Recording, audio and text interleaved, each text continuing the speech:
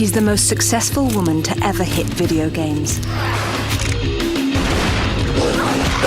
With 10 years, $15 billion, and 30 million games under her belt, Lara Croft has gone from idea to icon. Here's where it all started. In 1995, a young British animator named Toby Gard had an idea for a brand new type of adventure game. Featuring a male lead, the 3D third-person shooter was set in mysterious Egyptian pyramids and Aztec temples. The original idea for Tomb Raider was to make a game like actually an interactive movie. It got me incredibly excited, and that was really the core idea. A core idea he had while working at Core Design in the small UK town of Derby. He said, well, I fancied doing this game in pyramids. And I said, yeah, that's kind of cool. And he's got this guy on the screen with a whip and a hat. And I said, that's why he's bloody Indiana Jones. I mean, you know, you can't do this. So began the quest to design the character into something truly original. The leading man underwent, well, a sex change. Early iterations were based on a South American woman named Lara Cruz. Core Design wanted a UK-friendlier name. The name Croft came out of the phone book. The team sat down and the writer came down with the phone book and just went through the pages and called out things that caught our eye, and we go, oh, no. Several names were put to a vote. Lara Croft took first place. Gard's gift to his new heroine, an unreal endowment. The goal was to have her as an exaggerated representation of the female form. That was the reason why she has such an exaggerated and caricatured figure, especially at that time when realism was impossible anyways. And suddenly there she was, Lara Croft on screen. Love at first sight. Hardly the case with one of Lara's hopeful platforms, the Sony PlayStation. Believe it or not, Sony USA initially rejected early versions of Tomb Raider, asking for more materials and a better game. Long hours and late nights became the norm for the six-man creative team at Core Design, including an ambitious young engineer fresh out of school named Gavin Rummery. I created this tool called Room Edit because the whole game was set in tombs, and it seemed a very good idea. We built rooms connected through a doorway into another room. I was thinking like Tutankhamun's tomb, things like that. That's the kind of thing we'd be doing. The results? A groundbreaking and innovative system of grids and complex levels. The intuitive control system allowed a vast set of athletic moves and mobility through water, which would blow popular 2D side-scrollers of the time out of the water. Sony was sold and eventually got on board alongside Sega Saturn. On Halloween Day 1996, Tomb Raider hit store shelves.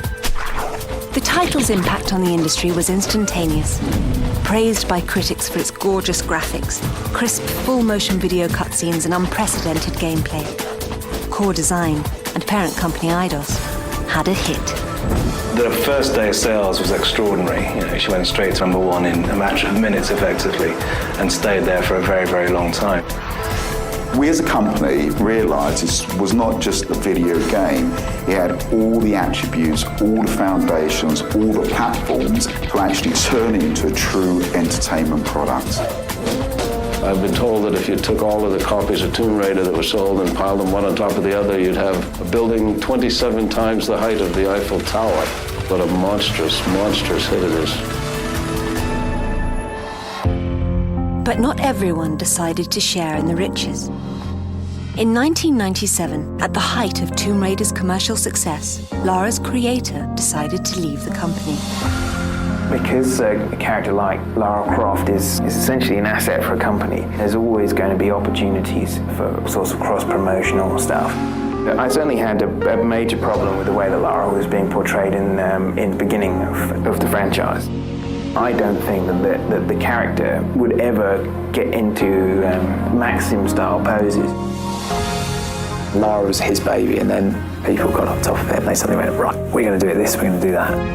And he really resented that, and he really didn't like that. That really upset him a lot.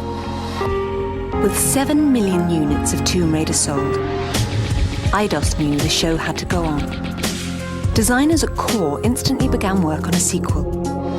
Toby was gone, but the question remained. Would Lara work without her creator?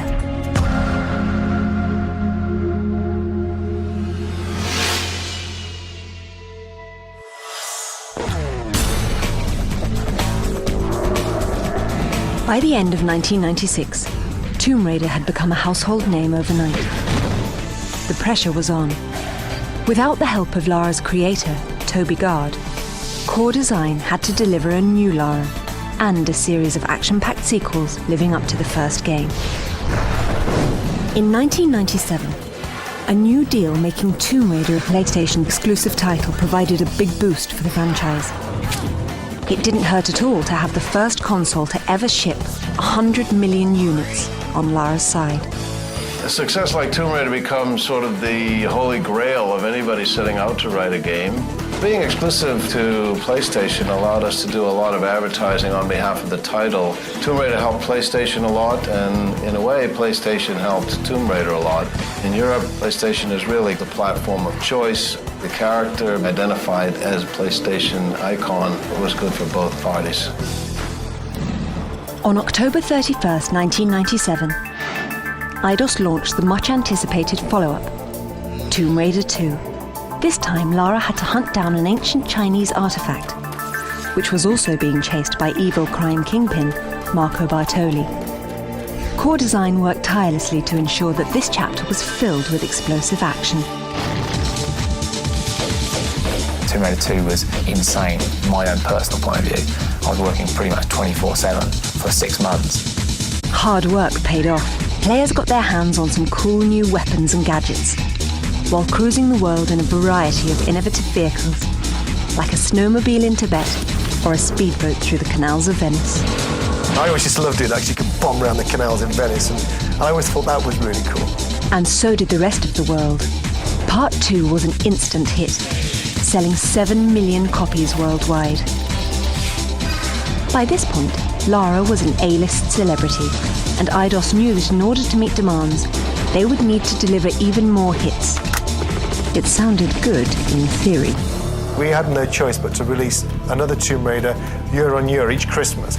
It controlled our lives for probably 5 or 6 years. I mean, it pretty much ruined most people's lives. Closest I've ever seen anybody to a mental breakdown. Fans just wanted more Lara. That's what they got in 1998's Tomb Raider 3. Core Design squeezed the PlayStation for all it was worth on this one. Top-notch graphics and innovative non-linear play accompanied Lara's trip out of the tombs and into London and the States. By 1999, Eidos knew it was time to evolve the franchise yet again. Tomb Raider 4, The Last Revelation, promised improved visuals and even graced a brand new console, the Sega Dreamcast. We'd get feedback from Tomb Raider 3 from a lot of people who felt we had gone too modern. So then Tomb Raider 4, we very much went back to the tomb. It was all set in Egypt. Personally, that's probably my favourite game. Certainly. It just felt like this is a complete game rather than a series of episodes. Developers had a nasty surprise for long-time fans. The game's cliffhanger ending showed Lara being buried alive in a tomb of her very own. People's feelings about Lara are actually quite mixed at Core in a way, because she was, in a sense, almost their taskmaster. You know, she was the one forcing them to get these games out year after year. In a strange way, actually went as far as trying to kill her off in Tomb Raider 4, just to try and avoid having to do Tomb Raider 5. I think the reason we attempted to kill Lara off was because we really thought we'd exhausted what we could do with the franchise. Seeing Lara falling down a gigantic hole in the middle of the pyramid was quite a joyous moment. So we all, went for a few pints and celebrated the death of Lara. But she came back and got us, you see. Lara promptly returned in 2000's Tomb Raider Chronicles. Sort of. The game unfolded entirely in a series of flashbacks, narrated by Lara's friends, who believed she was dead. She will live on forever in our hearts. As far as we were concerned, we'd kind of killed her off. So Tomb Raider 5, we did the best job we could, but whether our hearts were in it or not, I'm not entirely certain. By then, Lara was running out of breath. The franchise pushed the PlayStation 1 to its technical limits. Reviews and sales started to fall. Developers listened to fan feedback and began working on a brand new chapter in the story of Lara Croft, titled Tomb Raider: The Angel of Darkness. Little did they know what trouble was waiting around the corner.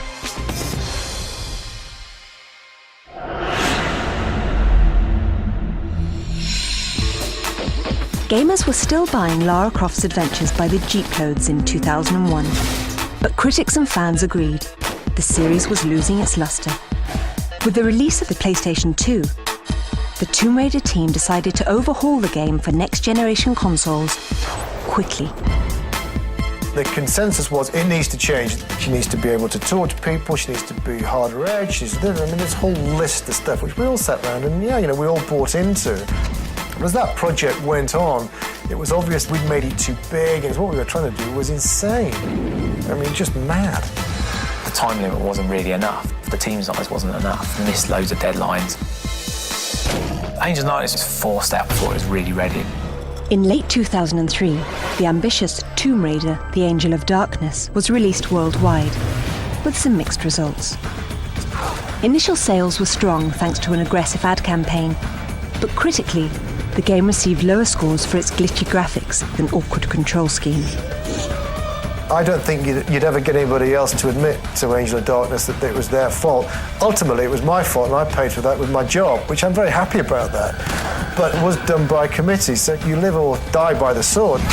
At the same time, players were migrating to newer action-adventure games. After The Angel of Darkness, Eidos made a tough decision.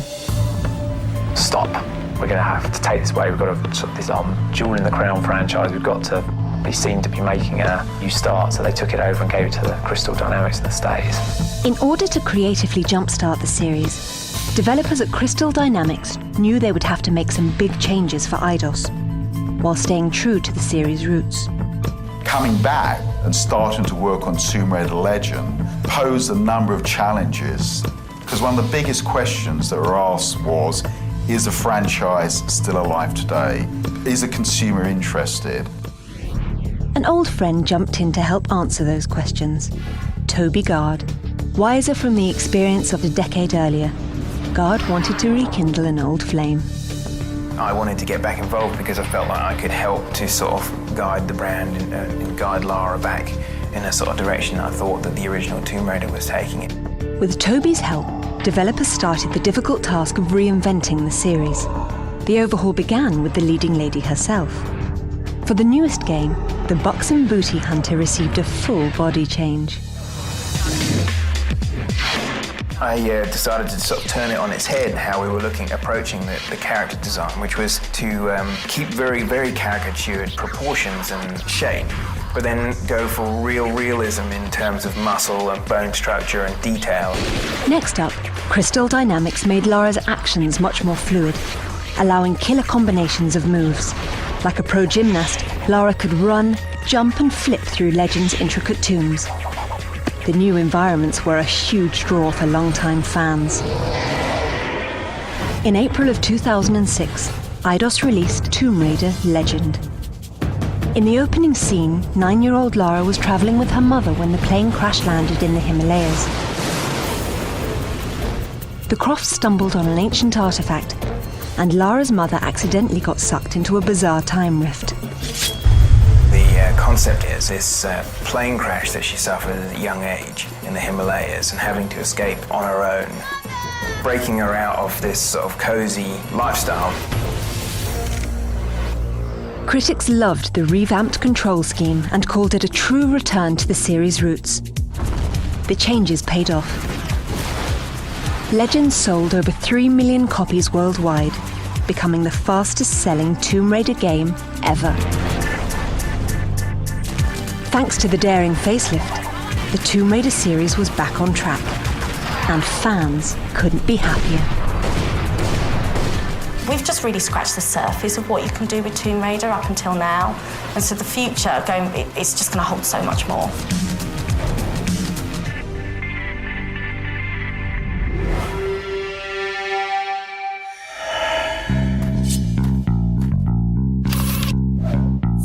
If you thought a console could contain this virtual vixen, you're dead wrong. Lara Croft has a face that launched 1,000 products or more, and Tomb Raider is a multi-billion-dollar empire. Just think, 11 years ago, nobody ever heard of Lara. Then, in late 1996, her creator got a shock. I remember going down to the game shop in the high street, standing in a queue and having people both ahead of me and behind me holding copies of the game and talking about how excited they were. And it was just this really strange feeling, realising that it actually was going to be majorly successful. Toby's hard-nosed heroine was a hit. Shortly afterwards, Lara landed on the cover of Britain's The Face magazine, a spot typically reserved for real-life high-fashion trends. That was the defining moment that made the statement that we had something that was truly going to become mass market and successful. 249 magazine covers later, Lara was a worldwide phenomenon, signing lucrative international deals. You've got Tomb Raider scooters and Tomb Raider motorbike helmets. In France, Lara was made into a postage stamp.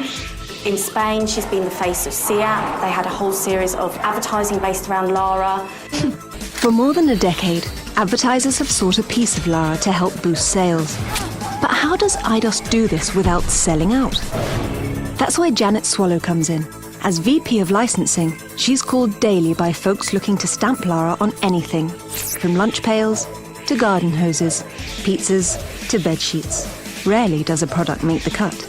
Eidos as a company is very, very protective over Lara, so we're very careful with the merchandise that we choose. We've had 2 odd requests. One of them is a racehorse owner called to say could he call his racehorse after Lara, which we declined. We were really worried that it would fall at the first hurdle, so we said that was no. And the second one was a tulip grower in Holland to name one of their branded tulips after Lara, which I thought was quite nice. While the official Lara tulip grows, other deals, such as Lara Croft knickers, wilt. I think maybe because that's quite a hard act to follow, you know, to put on some underwear that's got Lara Croft on it with Lara's signature. I think it's a tough one. It was the weakest. Comic book publisher Top Cow approached Eidos about serializing Lara's adventures in a monthly comic title. Eidos loved the idea, and the series ran for 5 straight years. That same year, in pages of another kind, Lara Croft model Nell McAndrew posed for Playboy in the controversial spread Lara Croft Nude.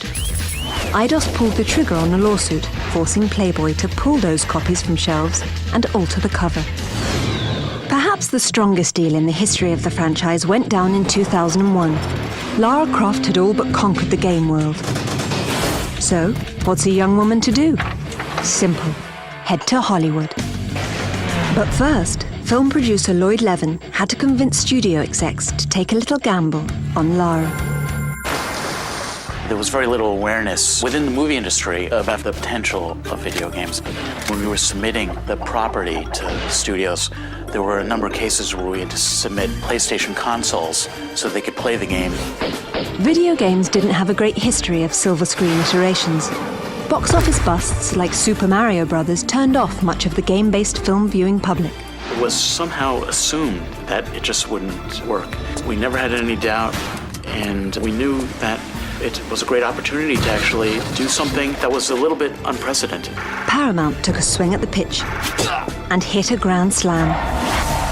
With heavy hitter Angelina Jolie filling Lara's boots, Tomb Raider 1 grossed almost $50 million opening weekend, $300 million total. The film eclipsed Alien as the highest moneymaker with a female lead. A second Tomb Raider followed in 2003, and buzz about a third movie can now be heard worldwide. Looking ahead, there's sure to be plenty more Lara coming your way. From an animated series to a theme park, the whole world is still Croft crazy. The fact that she's 10 years old in game is quite a long time. So I think she's a digital icon for computer games, not just for now, but forevermore. Rather like James Bond has survived 40 years in the movie industry, Lara Croft is the digital icon of the computer games world.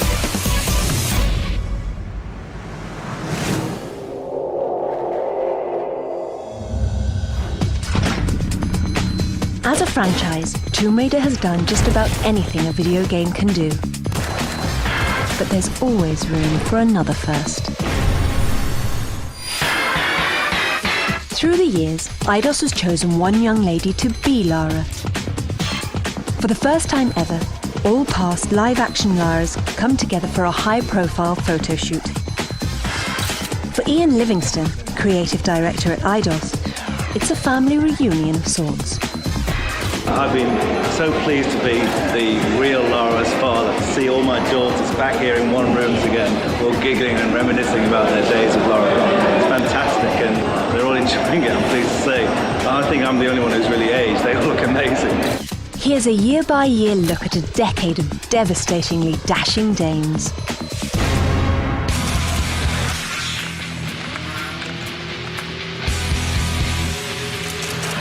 It has changed my life. Even now, actually, I still get lots of letters from people all over the world, which is just mind-blowing. I can't believe people still associate you with the character and just really still are big fans of the game itself. Having a child is amazing. What can I say? It's the best thing that I've ever done, and I think it really makes me realise what life's about. It kind of puts everything in perspective.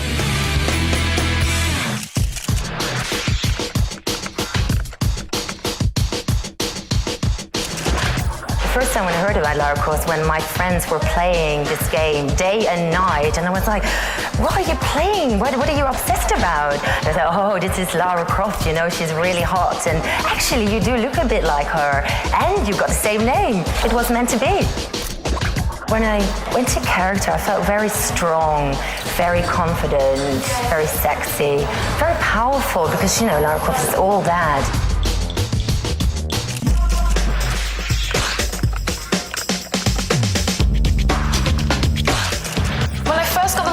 I was the youngest ever, so I was just turned 17. When you get into the outfit, you're a changed person. You're just in the role of Lara Croft, and you can do anything, and everyone looks at you like you just stepped out of the video game. I think it's a feeling that I'll never have again. My best memory of being Lara Croft was my biggest fan, who was from Amsterdam, and I think he bought my wisdom teeth on the internet. I think that made his day, really made his year. I think when I became Lara, I didn't know who I was as a person, and travelling with a group of people around the world, especially being 17 and new, it kind of made me who I am today. So it meant a lot to me, and I'll always remember it.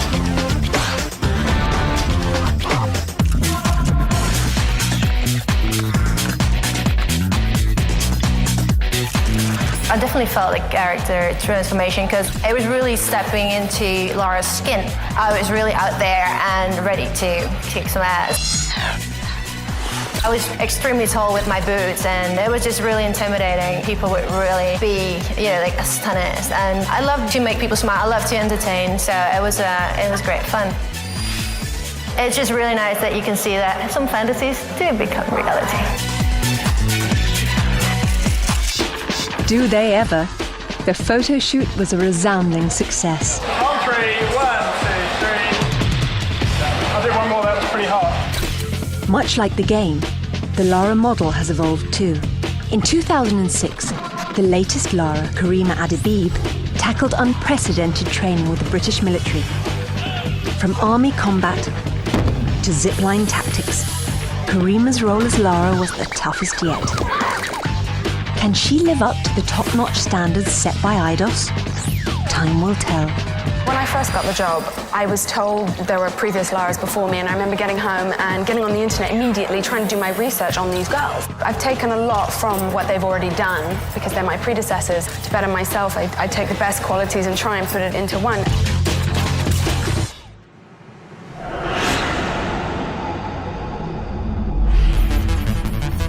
Leipzig, Germany. Nearly 200,000 people prepare to descend on the largest video game conference in the world. They want two things: a look at the latest games and a glimpse of Karima Adebib. Her journey here began when she was just 10 years old. Everyone in school was talking about this new game that was coming out, Lara Croft. So I kept begging my mum, please, I want it for Christmas, I want it for Christmas. So I got it, and I was just obsessed with it. So began Karima's training to assume the role of her own childhood heroine. Growing up in Morocco, I spent a lot of my time exploring, hiking, playing a lot of sports, living in the sun. At 18, athletic by nature and a gamer at heart, Karima had a go at modelling. I got this call saying there's a casting for Lara Croft. I'm Lara Croft. Lady Lara Croft. Lara Croft. Lara Croft. I am the girl For this mission. With more than 1,000 models gunning for a rather unique role, the competition was tough. But Eidos knew right away who their Lara would be. She's obviously a very striking young lady. She's very intelligent. She speaks 6 languages. Karima is just extremely gifted at working a crowd. She gives every single person a little piece of her. Karima is about to wade into a sea of 183,000 convention visitors, 2,600 journalists, and 368 exhibitors from 25 countries. To be honest, I don't know whether it's the weight of the boots or whether it's the heaviness of the holsters. This sort of strange thing happens to me. The arms go up, the elbows go out, the back stands straight. I turn into Lara. A brand ambassador for a franchise that has sold more than 30 million units worldwide, Karima's day is an adventure itself. The first time someone held a mic in my face, it was awful. I couldn't stop shaking, stuttering, stumbling, but now it's just like second nature. I find that now the people that are putting the mics in my face are shaking. Thank you, it's a pleasure. Lara is intimidating. I do get asked a lot of the same questions. One of them being, how do I feel about Angelina Jolie? Played on the film, I heard. No. I was in Alien vs. Predator. Yes, I was a sacrificial maiden. I got killed by a face hugger.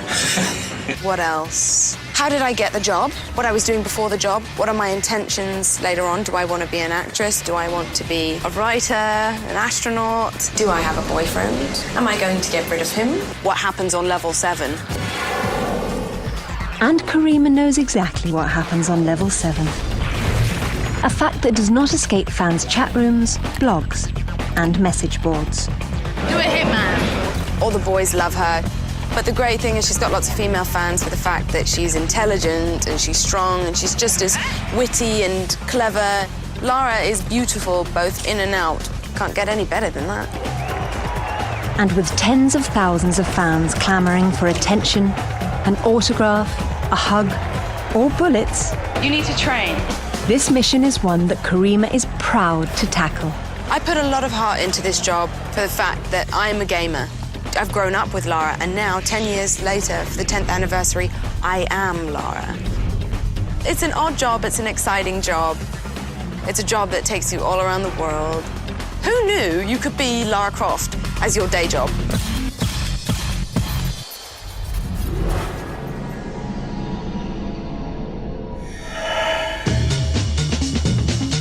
When Toby Gard first created Lara Croft, he had no idea a controversy was also conceived.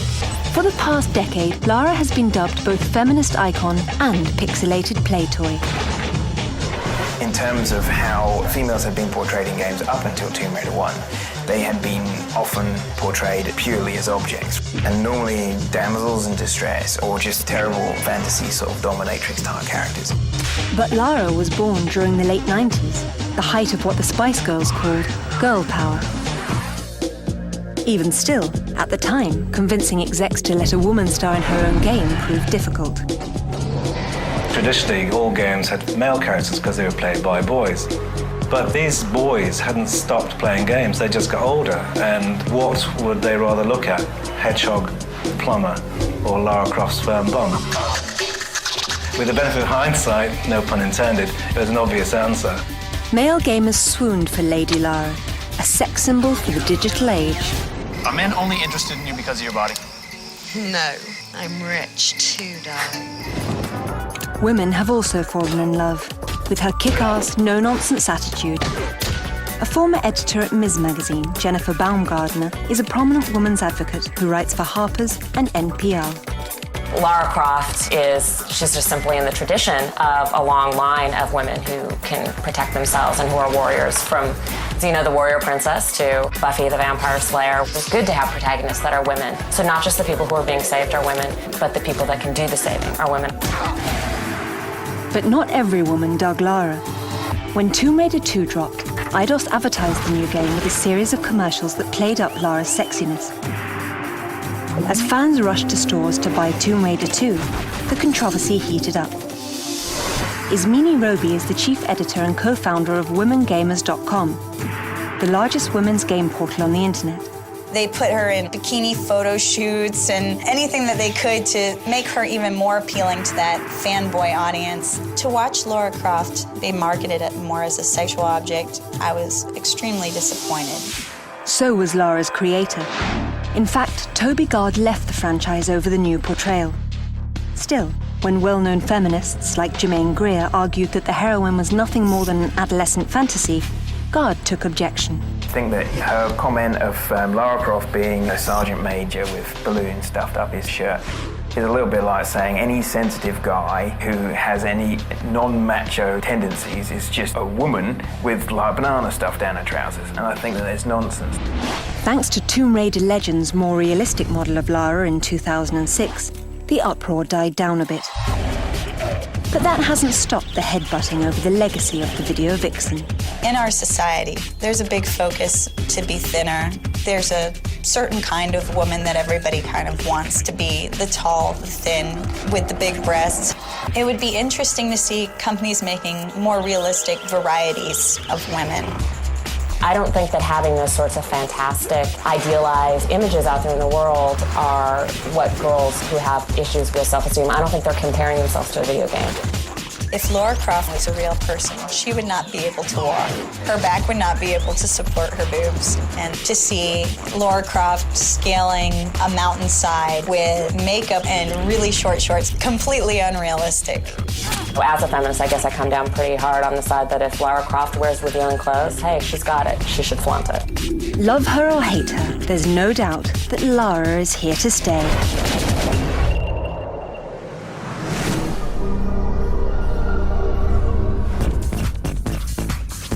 When it comes to fans, there are few more passionate than Lara lovers.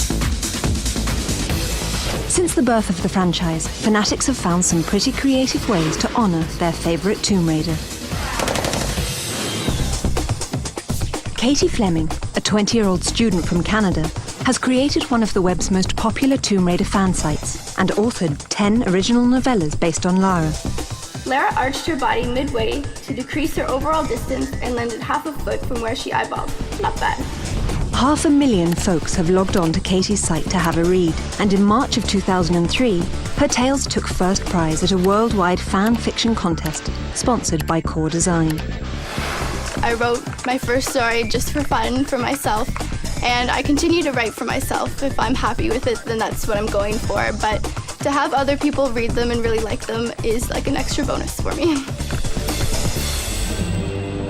Katie has also produced, directed, and starred in her own low-budget tribute film. Almost at the spot. Just have to duck outside and find the entrance. It was minus 18 degrees Celsius, which is about 0 degrees Fahrenheit outside, in shorts and a tank top. And it was freezing, but it was a lot of fun. Lara has changed my life in so many ways.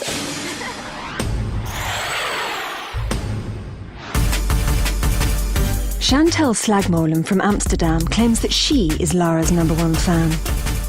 There was a lookalike contest and I decided to enter. I did not win, unfortunately, but from then on I really got interested in it and it was loads of fun to do. Her stunningly accurate portrayal made Chantal a celebrity among Lara fans. She's been invited to conventions around the globe and was chosen as a stand-in for design work on Tomb Raider Chronicles. Chantal drew from her work with Eidos and started doing drawings of her own.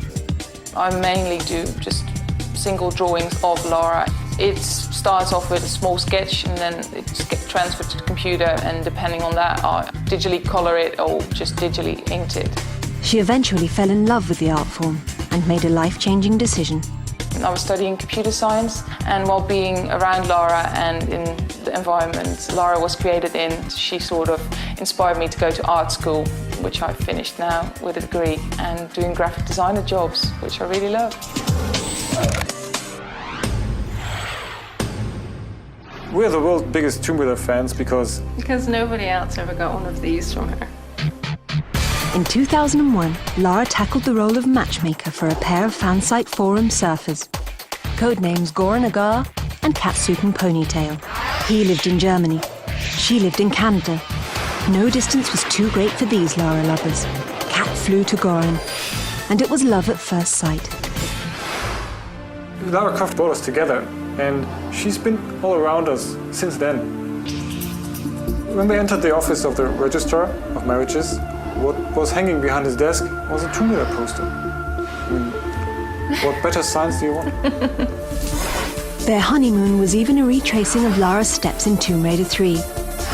Today, the domestic duo spends time caring for their brood. A collection of life-size Lara statues considered one of the largest in the world.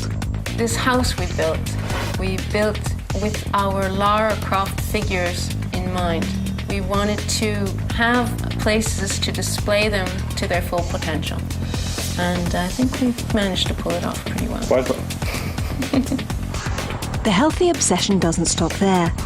Goran and Kat both started their own Tomb Raider websites, and Goran actually reworked a level of Tomb Raider legend with someone close to his heart in the lead role. Just in case you're wondering, that's their wedding portrait above the mantle. None of what you see around us would have happened if we never met Lara Croft. If we never played Tomb Raider, we would never have gone to Eidos's forum, and we would never have met each other, and we would never have married. And that would have been a damn shame. So Lara Croft basically made us happy. Yes. She gave us the biggest gift we've ever gotten.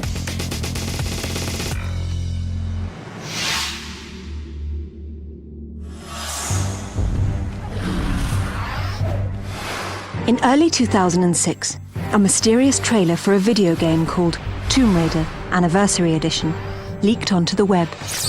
Within minutes, fans around the globe were buzzing over what appeared to be the next Tomb Raider, coinciding with Lara Croft's 10th birthday. The video was not a true representation of an upcoming game, but Eidos did confirm they were creating a new action-packed game based on the original Tomb Raider.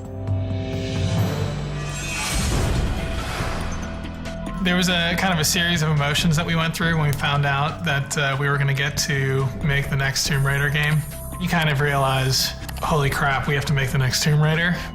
There's a great sense of responsibility on our shoulders and reverence to the original game that we don't want to mess up in any way. But just why did they come up with a plan to enhance Lara's first adventure? Who better to answer that question than the man who started it all? This gives us an opportunity to actually tell the story that we were trying to tell in the first place, and also to put a bit more emotional resonance into it. I wanted to bring more of an emotional sort of side to the story, so it kind of evolved into more of a question, Lara discovering how far she's willing to go to pursue her sort of goals, how far she'll step beyond sort of what's morally acceptable to achieve her goals. And that, I think that's very interesting. Developers at Crystal Dynamics knew that updating the classic was a challenge even a new and improved Lara might be afraid to tackle. The most difficult part is taking those memorable pieces of Tomb Raider 1 and recreating them in a way that's fresh, but at the same time totally evokes nostalgia. To better understand why the original game deserved an encore, developers went back and played it again, and again, and again. We went back, played through it, really to make sure that we're hitting all the things that people remember from the original game. I think I'm over 100 planes of Tomb Raider 1, which makes me an uber geek. While developers practically memorized Part 1, the series creator worked tirelessly to expand the story of Lara's journey, recovering a mythical artifact called the Skion and solving the mystery of Atlantis. A fleshed-out storyline isn't the only surprise. Slick new moves round it all out. She's now got a grapple, she has more moves than she had in the original game. We're improving where we can while still trying to stay within the boundaries of what the original game was really about. You're going to get your nostalgia, you're going to get those locations you remember, those encounters you remember, but they're just going to be executed at a much higher production level. Along with higher production value, gamers can expect to hear a newly orchestrated version of the original classic score. Making music to our ears is the job of Troels Volman, composer for Tomb Raider Anniversary. With Anniversary Edition, it's really about being faithful to the old games. I think everybody will recognize that the old themes are there. They'll absolutely know all the tunes. The main theme is scored exactly the same way, but just with a little more advanced types of orchestration on it. Enhancements don't stop there.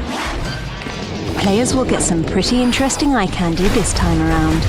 My favorite part of the game would have to be the T-Rex fight. I mean, everybody sort of remembers that from the first one, so we brought it back and we're trying to make it as great as we can to really hit everybody's expectations of what their memory of the original game is. The bit I'm most excited about seeing is the cat mummies. They're definitely not cute. Thanks to the improvements, Tomb Raider Anniversary is bound to uncover a whole new legion of fans.